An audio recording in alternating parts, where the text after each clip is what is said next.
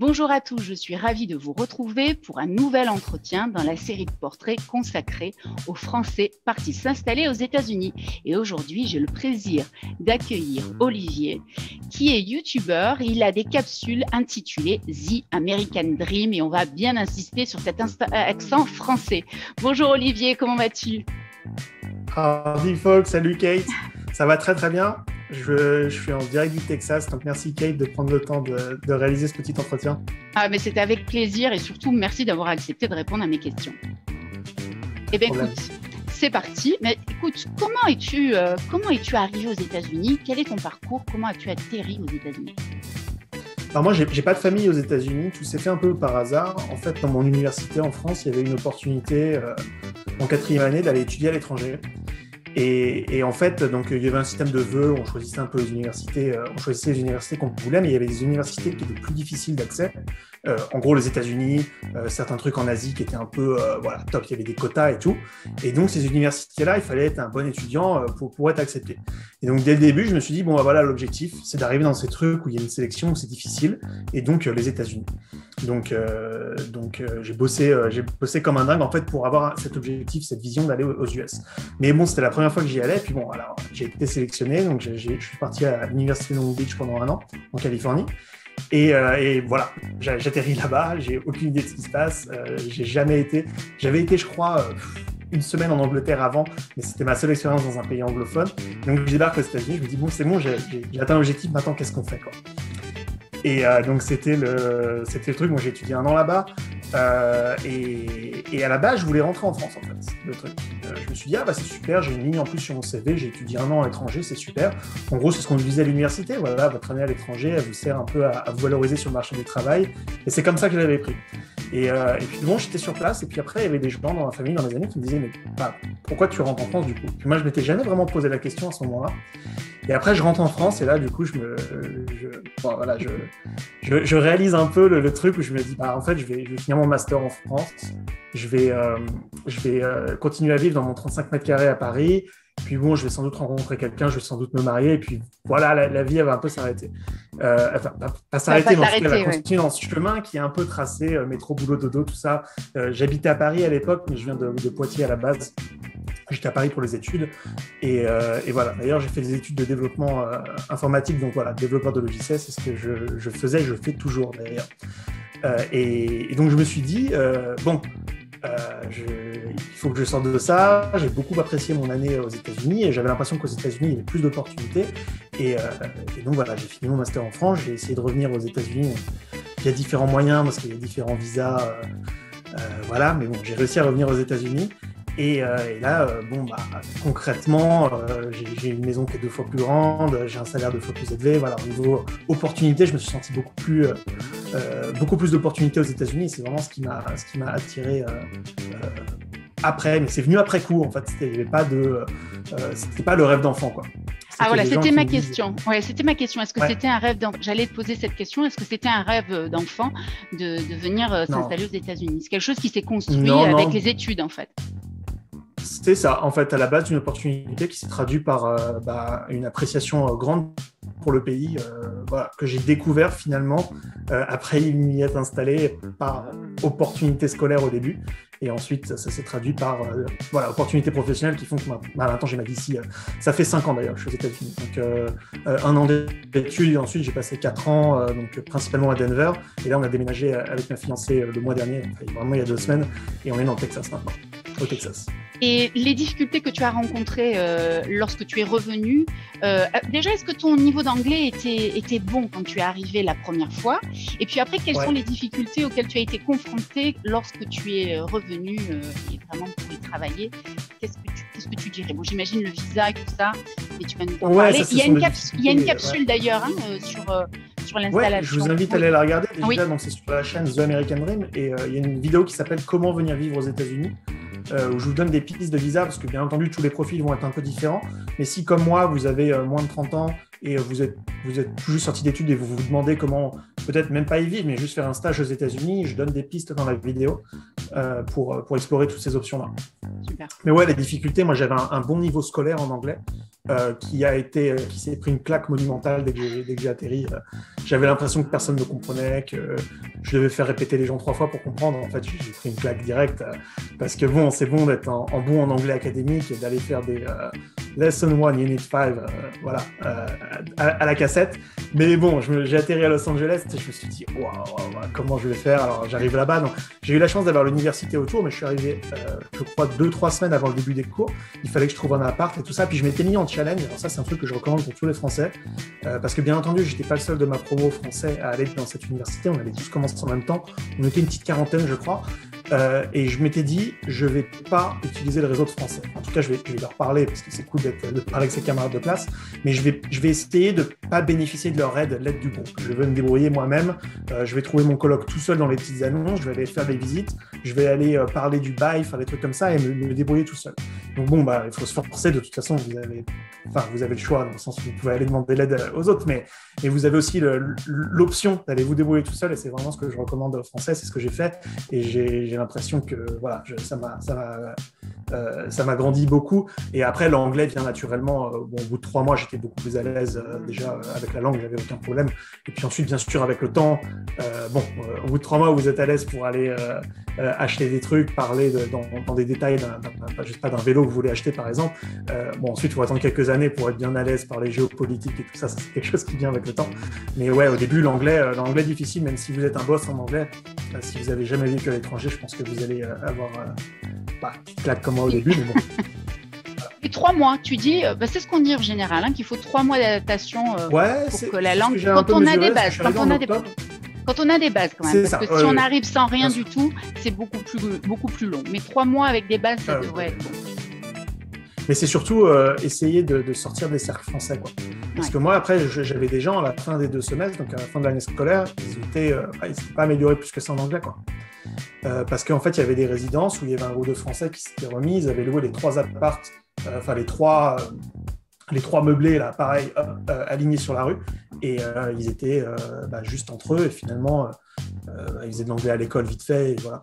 Ouais, ça sert à rien. Finalement, il vaut mieux fuir. Dommage, ouais. Alors, quand on est à l'étranger, il y a cette envie de se regrouper avec des gens de son pays, mais pour que ce soit plus efficace, effectivement, il faut se mêler à la population autochtone, je dirais. C'est très important. Ouais, c'est ça, complètement. Ouais.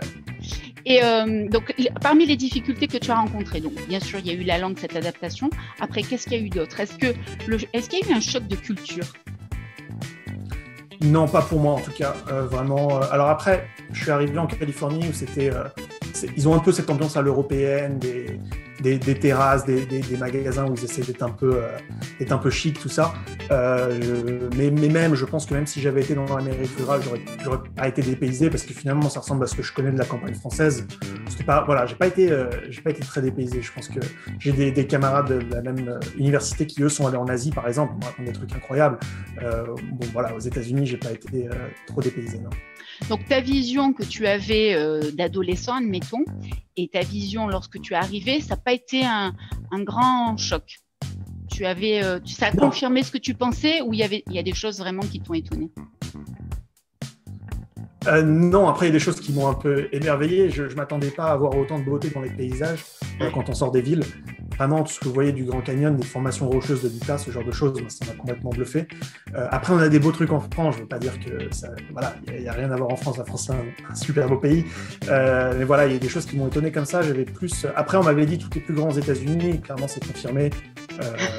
Voilà, je suis arrivé, on sort de Los Angeles, directement, il y a une autoroute avec 8 voies dans chaque sens. Voilà.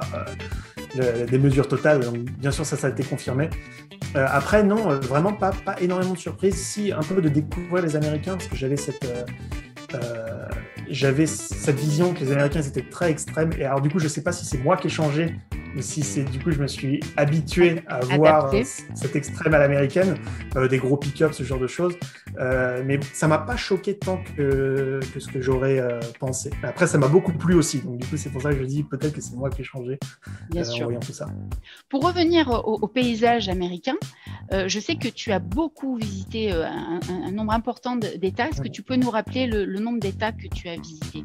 c'est une vingtaine. Voilà, je pense que... Alors, des États que j'ai visités, où j'ai activement, pas juste traversé, j'ai vraiment visité des choses, j'ai au moins fait la moitié, surtout dans l'Ouest. Alors, tout l'Ouest américain, je l'ai complètement visité. Bon, il reste encore plein de trucs à voir, bien entendu, mais voilà, un peu moins la côte Est, c'est ce que je veux dire.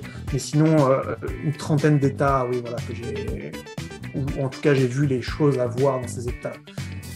Ouais, j'ai beaucoup voyagé, notamment cette année à l'université. Quand vous avez un visa d'étudiant aux États-Unis, vous avez 1 ou 2 mois de période de grâce à la fin de vos études, parce que bien sûr vous pouvez rester sur le territoire, c'est conditionné à votre participation à l'université, puis c'est un visa étudiant, mais ensuite vous avez 2 mois, je crois, à la fin de votre semestre où vous pouvez juste faire ce que vous voulez, en tant que touriste en fait, vous pouvez rester en tant que touriste. Et là directement, j'ai pris ma voiture, en fait je suis parti de Los Angeles, je suis allé à New York en m'arrêtant le plus possible, en dormant chez l'habitant et tout ça, donc ça c'était vraiment le voyage où j'ai le plus exploré tout seul. En fait, ma voiture, c'était une sale voiture des années 1997.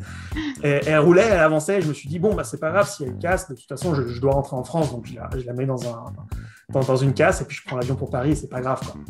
En fait, bon, bah, j'ai pas eu trop de problèmes avec la voiture. J'ai réussi à faire le tour, mais ouais, j'ai fait tout un tour Los Angeles, New York et ensuite le retour. Donc, on fait une grosse boucle autour des États-Unis, 13 000 km, ouais, où j'ai vu beaucoup de choses. Et puis ensuite, j'ai voyagé beaucoup et c'est ce que je recommande à tout le monde de faire. Si vous êtes étudiant, vous avez, comme je disais, ces 2 mois d'opportunité après votre semestre. Quand vous êtes en stage aux États-Unis, pareil, vous avez toujours cette période de grâce. Si vous faites un VIE, chose que je recommande dans ma vidéo Venir vivre aux États-Unis, vous avez 6 semaines de vacances comme en France, ce qui est assez rare aux États-Unis, vous pouvez vraiment voyager. Donc ouais, j'ai visité beaucoup d'États. Ouais. D'ailleurs, pardon, vas-y. Ouais, il y a une playlist de vidéos sur ma chaîne YouTube qui s'appelle 50 States of Greatness, où je fais une vidéo par État, où j'explore un peu plus. Il y a des États que, bien entendu, je ne les ai pas tous faits, donc il y a des vidéos que je fais sur des États que je n'ai pas visités. Mais il y en a d'autres où c'est vraiment des photos que moi j'ai prises et je vous montre vraiment mon expérience dans ces États-là. Donc je vous invite à aller la voir. Et c'est à quel moment que tu as eu l'idée justement de faire tes capsules YouTube ? Ça a démarré quand ? Et quand est-ce que tu as eu l'idée ? Est-ce que c'est dans ton road trip ou c'est un autre moment ? Quand est-ce que c'était venu cette idée ? Alors non, ça c'était bien après. En fait, j'ai lancé la chaîne il y a 1 an maintenant, donc en juillet 2020. Oui. En fait, ça faisait un moment que j'avais l'idée, mais ça faisait genre peut-être quelques mois avant. Enfin, ça fait pas quelques années. Et en fait, l'idée m'est venue à la base, alors, pour vous décrire un peu la chaîne à ceux qui ne connaissent pas, sur la chaîne, vous trouvez des vidéos objectives sur les États-Unis. Par exemple, je vous montre des États, où je vous explique par exemple la conduite aux États-Unis, comment venir vivre aux États-Unis. C'est des vidéos où finalement on regarde des données factuelles. Et ensuite, j'ai des vidéos subjectives, donc ça peut parler de politique. Par exemple, politique américaine, où là, pour le coup, j'ai un point de vue, je ne sais pas forcément de... voilà, je suis subjectif et je ne le cache pas. Oui. Et il y a aussi des vidéos plus objectives aussi sur d'autres sujets politiques, par exemple sur le port d'Armes, par exemple, je vais être factuel sur ce qui se passe ici. Mais voilà, donc sur la chaîne, des vidéos objectives, des vidéos subjectives. Et en fait, à la base, l'idée de créer cette chaîne, c'est venu parce que chaque fois que je rentrais en France, je rentrais 2 fois par an en France, bon, avant le virus, parce que maintenant c'est un peu plus compliqué. Et à chaque fois, je prenais mon taxi depuis l'aéroport et la question c'était mais qu'est-ce que tu fais aux États-Unis quand tu t'es fait tirer dessus dans la rue parce que tout le monde a des flingues et que tu n'as pas de sécurité sociale. En fait, c'était à chaque fois j'avais cette question. Donc en fait, il y avait 2 sujets, c'était tout le monde a des armes et il n'y a pas de sécu. En gros, et bon, après je me suis dit, mais attends, c'est incroyable parce que moi, ce ressenti-là, je ne l'ai pas du tout. Je me sens bon, après, moi, j'habite dans des banlieues américaines qui sont bien, mais je me sens plus en sécurité là où j'ai habité aux États-Unis que là où j'étais à Paris, par exemple. Comment ça se fait qu'en France, on ait ce ressenti où on a l'impression que les États-Unis, c'est GTA, quoi. Donc ton objectif, c'est de déconstruire les préjugés qu'on peut avoir en France sur les États-Unis. C'est vraiment ça l'objectif. C'est ça. Mais après, pas activement forcément. Pour le coup, je suis assez honnête sur certaines choses. Par exemple, on ne peut pas mentir sur le fait qu'il y ait plus de meurtres aux États-Unis, notamment des meurtres par arme à feu, mais aussi des meurtres tout court. Il y a une population plus violente pour différents facteurs. Voilà, le but, c'est pas non plus. Je fais pas de la propagande. Moi, j'ai aucun intérêt à mentir sur les États-Unis. Je suis pas payé par l'ambassade pour importer des Français ici. Mais non. Le but, voilà, c'est il y a des sujets où j'ai l'impression que en France, on est un peu déconnecté par rapport à la réalité de ce qui se passe, que moi je ressens sur le terrain ici. Donc voilà, le but c'est aussi de faire partager ça avec les Français. En fait, l'idée, à la base, c'est venu politiquement. Je me suis dit, mais comment ça se fait qu'en France, on a l'impression que, je sais pas, Barack Obama, par exemple, a une image aussi une aussi bonne image en France, alors qu'il a été réélu avec 4 millions de moins de voix en 2012 qu'en 2008. Et comment ça se fait qu'en France, on ne comprenne pas qu'une personne comme Donald Trump puisse accéder à la présidence, alors que quand on vit aux États-Unis, finalement, Donald Trump a été élu avec plus de 70 millions de voix à chaque fois. Donc, voilà, comment ça se fait qu'une personne puisse être autant détestée en France par les médias et avoir que les gens ont un avis aussi négatif sur une personne comme Donald Trump, alors que la moitié des Américains ont voté pour lui. Donc voilà, à la base, c'est venu de ça. Je comprends. Et globalement, alors dans tes vidéos, tu dis justement certaines sont subjectives, d'autres sont objectives. Donc il y a une partie qui est subjective. Si tu devais résumer, je sais que c'est difficile, mais résumer ta vision des États-Unis aujourd'hui, justement pour déconstruire tous ces préjugés, qu'est-ce que tu dirais, et surtout des Américains, puisqu'il y a la vision des États-Unis, les armes à feu, voilà tout ce qu'on dit, la sécurité sociale, la couverture sociale, mais les Américains, qu'est-ce que tu dirais d'eux, puisque tu en rencontres tout le temps, qu'est-ce que tu retiens? Déjà, ils sont tous super sympas. Ça, c'est un truc que... Et même ma sœur est venue aux États-Unis me rendre visite et elle me disait, les Américains, pour moi, c'était le gros avare dans les films. Il en veut toujours plus. Il veut toujours essayer de gratter pour avoir le plus d'argent possible. Et en fait, c'est pas du tout le ressenti que j'ai ici. Et les gens sont extrêmement sympathiques. Alors, encore plus au Texas, là où c'est incroyable. Tout le monde se dit bonjour dans la rue. Tout le monde est très sympa. Voilà, il y a beaucoup de très bon voisinage. Les gens sont beaucoup plus gentils que l'image de l'Américain qu'on se fait en France. Et par contre, en ce moment, surtout, c'est une nation vraiment divisée et ça, on ressent. Et il y a de plus en plus de gens comme moi qui partent d'un État comme le Colorado, démocrate, pour aller s'installer dans un État plus républicain au Texas. On sent vraiment que l'Amérique se divise, mais s'auto-divise, pour le coup, géographiquement. Il y a un exode de population en Californie où les gens partent vers l'Arizona, le Colorado, le Texas. Et j'ai l'impression que l'Amérique se divise encore plus géographiquement, mais en fonction de frontières politiques. Donc ça c'est assez inquiétant, mais finalement les gens les gens viennent habiter avec des gens qui leur ressemblent et qui leur ressemblent idéologiquement, et ça c'est assez agréable pour le coup. Bon, voilà, c'est mon ressenti personnel, mais je vais avoir du mal à expliquer ça en 2 minutes, mais ouais. Mais tu n'es pas le seul à avoir évoqué cette séparation. J'ai interviewé une danseuse, une professeure de danse qui est française et qui vit à Atlanta, et elle a dit exactement la même chose sur ce côté. La nation américaine se divisait en deux. Elle le ressent aussi. Ça fait 5 ans, même un peu plus qu'elle vit aux États-Unis, et elle a senti une accélération aussi. Elle te rejoint complètement. C'est difficile. Clairement, l'élection de Donald Trump a fait énormément pour ça. Les gens sont beaucoup plus politisés. Après, le système américain, moi, je pourrais dire qu'il est construit pour ça, finalement, avec du fédéralisme, avec des États qui sont encore très indépendants, même si c'est de moins en moins le cas, malheureusement, où finalement, on laisse les gens au Wyoming faire ce qu'ils veulent, là où, par exemple, en Californie, ils vont avoir tendance à être plus progressistes. Le mec du Wyoming s'en fout un petit peu, parce que, bon, il peut toujours faire des trucs comme il entend, quoi. Mais bon, ce qu'on observe, c'est quand même des gens qui vont un peu plus se réfugier, entre guillemets, vers des gens qui pensent comme eux, justement. Alors, est-ce que ça nuit pas à la communication ? Est-ce qu'on arrive quand même à discuter politique avec les gens, ou on justement se garde bien d'en parler ? Comment tu le ressens, ça ? Alors déjà, la politique est beaucoup plus tabou aux États-Unis qu'elle l'est en France, ça c'est sûr. Alors que l'argent ne l'est pas. Alors que l'argent ne l'est pas. Oui, alors que l'argent l'est moins, c'est vrai. Ouais. Et c'est ça, le sujet tabou, c'est la politique, parce que il ne va pas créer de conflit là-dessus, mais de moins en moins, pour le coup. Et c'est de plus en plus difficile de discuter, effectivement. Moi, il y a beaucoup de gens, alors j'ai habité 3 ans et demi à Denver, qui est un bastion démocrate pur et dur, et il y a plein de gens qui m'ont dit tu sais, je te parle uniquement parce que tu es un immigré, sinon ta parole d'homme blanc m'intéresse pas. Et là, j'ai fait, d'accord, je suis content que tu m'écoutes, mais bon, c'est quand même dommage que tu m'écoutes juste parce que j'ai un petit accent et que je suis pas né ici, quoi.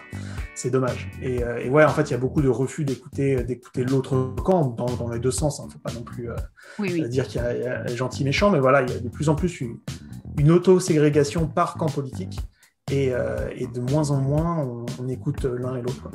Oui, donc moins de communication, définition. Voilà. Les gens... Pour répondre à des questions, ouais. Alors là, maintenant, tu es tu le dis un petit peu toi-même, tu es un peu un ambassadeur de la culture américaine à ton niveau, et puis tu es très suivi, très écouté. Est-ce que la France te manque et qu'est-ce qui te manque en France? Si quelque chose te manque, si quelque chose te manque, hein. Oui, complètement, mais ça fait 18 mois que je ne suis pas rentré en France déjà, là, donc c'est normalement je rentrais pas. Avant, je rentrais 2 fois par an. Voilà, mais non, les choses qui me manquent, bien entendu, ma famille, mes amis, mais là, de plus en plus, la nourriture, hein, c'est assez incroyable. Là, je me suis reprends en train d'aller regarder des chaînes où ils sont en train de manger des magrets de canard. Juste, je les regarde manger, en fait, ça me fait plaisir.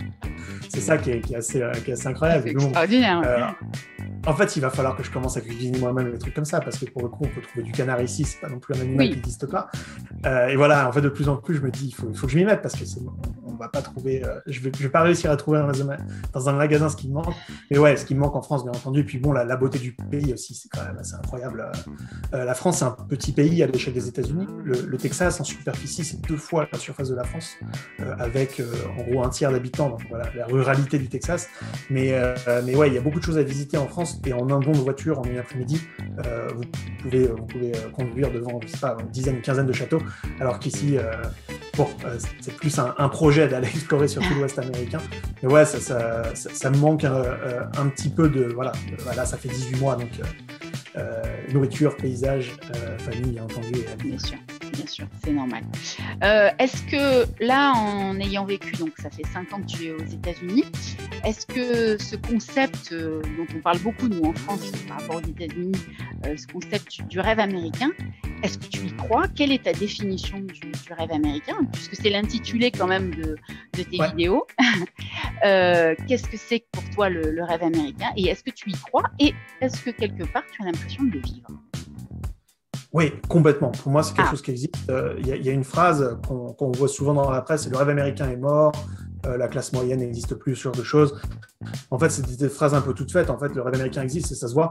Il y a des Européens qui veulent s'installer. En fait, tant qu'il y aura des gens qui vont vouloir s'installer aux États-Unis par opportunité, le rêve américain n'est pas mort. Parce qu'en fait, c'est ça finalement. C'est de se dire, aux États-Unis, tout est possible. Et donc voilà, vous pouvez venir vous installer. Tant que ça existe, le rêve américain ne sera pas mort.